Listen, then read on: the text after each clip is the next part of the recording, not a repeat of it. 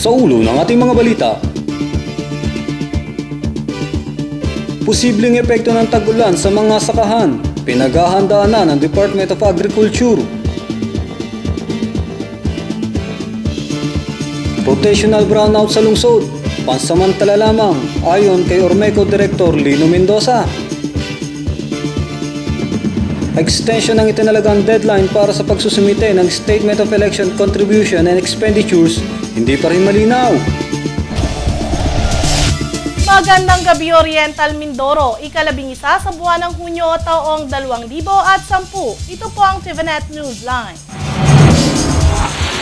At sa detalye ng ating mga balita, matapos ang itinagang deadline para sa pagsusumite ng election contributions and expenditures ng mga kumandidato nitong ika-9 ng Hunyo, sa kasalukuyan, isa na lamang ang hindi pa nakakapagsumite ng kanyang election expenditures sa City Comelec at 9 naman sa Provincial Comelec na karamihan ay mula sa South. Ayon na rin kay City Comelec Election Officer Sonia Dinglasan, sa kabila na napabalita na na-extend ang submission ng Statement of Election Contributions and Expenditures, hindi pa rin ito malinaw hanggang sa ngayon dahil wala pa namang opisyal na dumarating na Comelec resolution sa kanila, subalit naniniwala siya na may batayan ng inilabas na anunsyo kung kaya't hinihintay na lamang nila ang resolusyon na magmumula sa Commission on Election. Dagdag pa ng opisyal sa 25 kumandidato sa lungsod, isa na lamang dito ang hindi nakakapagsumite dahilan umano sa ito ay ng ibang bansa, subalit muli na itong pinaalalahanan.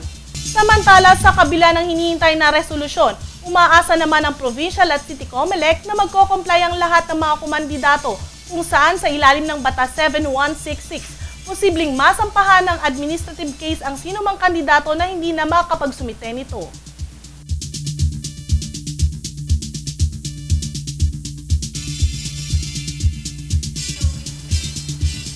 Labing 5 minuto mula sa pusod ng syudad ng Calapan, nakakubli ang isang simpleng lugar na may payak na pamumuhay.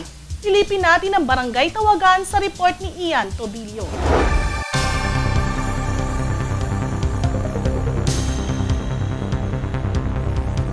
15 minuto mula sa sentro ng syudad ng Calapan, matatagpuan ang isang barangay na hitik sa yamang tubig, ang Tawagan. Binubuo ng 1,225 na bilang ng mga residente o 262 na pamilya, masasabing payak o simple ang takbo ng kabuhayan sa lugar. Isang malawak na ilog ang pangunahing pinanggagalingan ng kabuhayan ng mga residente dito. Bukod sa baroy na kilalang inilalako ng mga taga-Tawagan, ang ilog sa kanilang nasasakupan ay napagkukunan din ng ibang yamang tubig tulad ng lukan, talaba at sihi na sinasabing malaking tulong sa usapin ng pangkabuhayan. Yung pananalao, siya nakakabun sa ilog. Pero dito naman meron din mga empleyado na magbabasura, empleyado na City Hall, Kapitolyo, meron din mga nasa abroad. Hindi naman totoo kahirapan itong aming barangay. Meron din naman dito mga palayan, sasahan. Bida rin dito ang malawak na sasaan na pangunahing kailangan sa paggawa ng pawid. At dahil may bahagi ng agrikultural, may mga malalawak din na taniman sa loob ng barangay. Ayon sa ilang residente, bahagyang humina lamang ang pinagkukunan ng suportang pinansyal nang masira ang ilang palaisdaan sanhi na din ng mga nagdaang bagyo at pagtaas ng tubig. Sa kabila nito ay patuloy pa rin ang pag-angat ng Tawagan sa pagtutulungan ng provincial and city government kasama ang pwersa ng mga residente. Walang tigil ang mga proyekto tulad ng katatapos lamang na pag-aayos ng entablado ng barangay, basketball court, street lights, simbahan at konkretong kalsada. Samantala, abala naman ang mga taga rito sa pag-aayos ng lugar upang paghandaan ang nalalapit na fiesta na gaganapin sa ika-13 ng buwang kasalukuyan.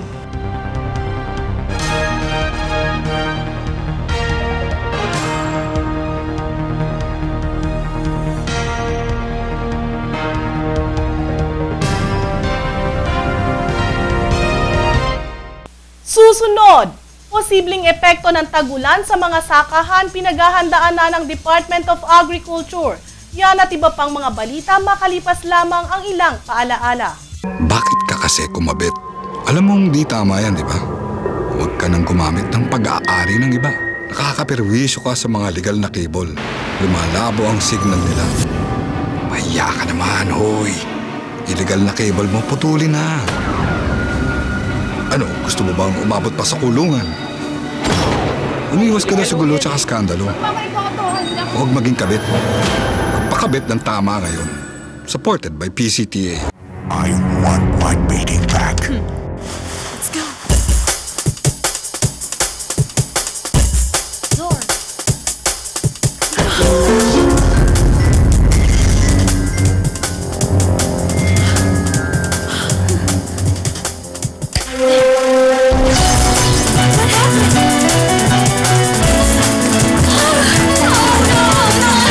It's all Sanyo! It's about time is on HD LCD Sanyo. Build your home in the new city, Savannah Neo Calapan, a community with modern space planning for single detached and townhouse with floor area of 45 square meters and lot area of 45 square meters, 2-bedroom units. Affordable price package of 875,000 pesos for only 4,990 pesos monthly amortization through Pag-ibig. Other financing available through in-house and banks. Fronting the Filipiniana Hotel, Savannah Neo Calapan is walking distance to Regional Mall, which features Robinson's Retail Group anchored tenant, 2 cinemas with 150 seating capacity, children's play area, regional government center, IT zone, Eco Park, among others. Ongoing housing construction with several units ready for turnover. Grand opening of Savannah Regional Mall on December 2010. For particulars, call Marketing Management, RGV Real Estate Center Incorporated, 286-7527. 286-7567. Owner-developer, Savannah Neo Calapan Development Corporation. Model units available for viewing or log on to www.rgvcenter.com. Matapos ang mahabang panahon ng tag-init o El Nino, ang pagpasok naman ng panahon ng tag-ulan ang pinangangabahan ng marami, kabilang na ang mga may sakahan.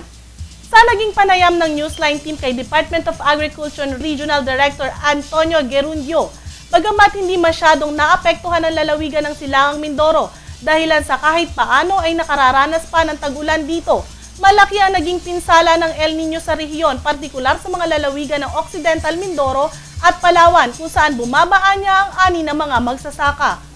Malaki rin ang epekto ng El Nino dahil nakita naman natin na talagang matindi naman yung tuyot na dumating. Maybe Oriental Mindoro hindi masyado dahil mahamog dito eh. Tapos medyo friendly naman ang ano dito yung kalikasan. Mas ang ulan dito. Pero yung sa kabilang side ay medyo talagang kulang sa tubig. Malaki ang kulang. This affected our yield. Mari yung area konti lang nabawas pero yung inaani masyadong bumaba yung inaani. In fact, hindi umabot ng halos 3 tons per hectare, mga 2.8 lang. Dati-dati maabot na sa 3.4, 3.5 average. The same is true with Palawan, especially Southern Palawan. Grabe ang epekto ng Hindi naman sila nawawala ng pag-asa na makababawi ang mga magsasaka mula dito. Ngunit pinangangambahan naman ang magiging epekto ng pagpasok ng panahon ng tag-ulan kung saan isang panawagan ang ipinaabot niya sa mga lokal na pamahalaan hinggil sa pagsasaayos ng mga drainage canals. We're hoping na hindi naman masyadong malala yung ulan para hindi naman bumaha. Ay, yun ang panalangin natin, wala tayong magawa. Maybe we're also urging the LGUs na especially doon sa mga vulnerable